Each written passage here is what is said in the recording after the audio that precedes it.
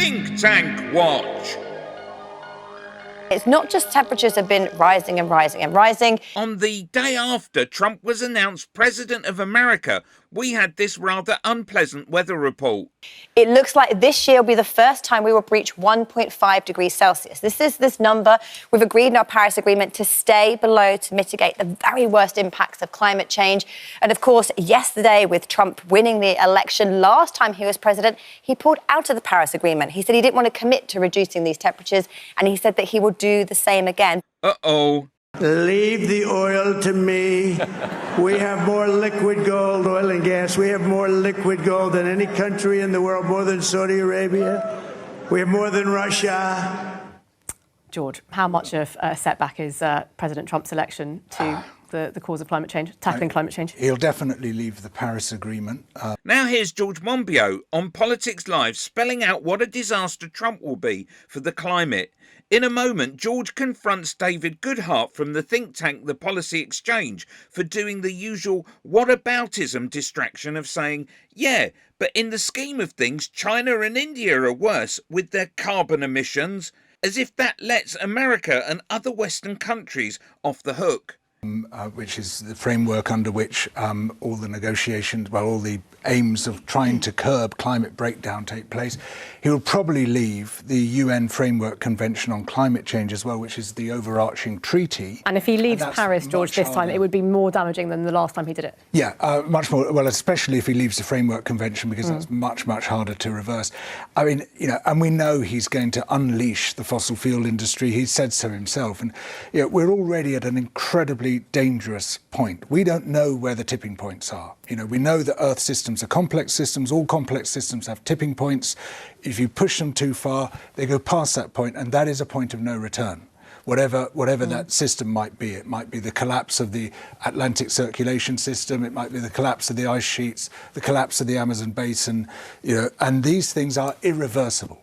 And so, even if this is just 4 years, and Trump or Trumpism doesn't continue beyond that point, and that's a very big if, that damage might be forever, and we might be pushed past these absolutely crucial tipping points. I mean, the truth is, Trump did not invent our climate disaster. We were losing slowly already. We were losing slowly under Biden. We are losing slowly under Keir Starmer. Now we are losing fast. David, we're losing fast. Let's just actually look at some facts. Where are carbon emissions coming from in the world?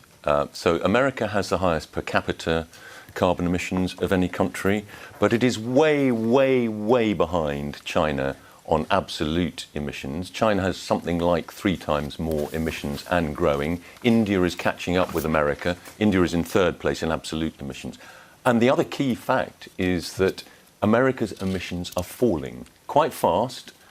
I think they've fallen by 11% since 2010. That's mainly because they've shifted from coal to gas. America is an incredibly innovative country. They're investing hugely in green technology. They've recently had huge subsidies in green technology, and that will undoubtedly continue. These are the things that matter, not whether...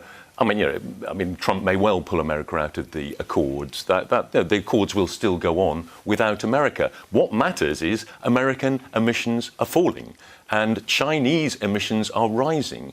And we need to take the green tech to be some more self-sufficient in green technology than we are at the moment. China completely dominates these supply chains.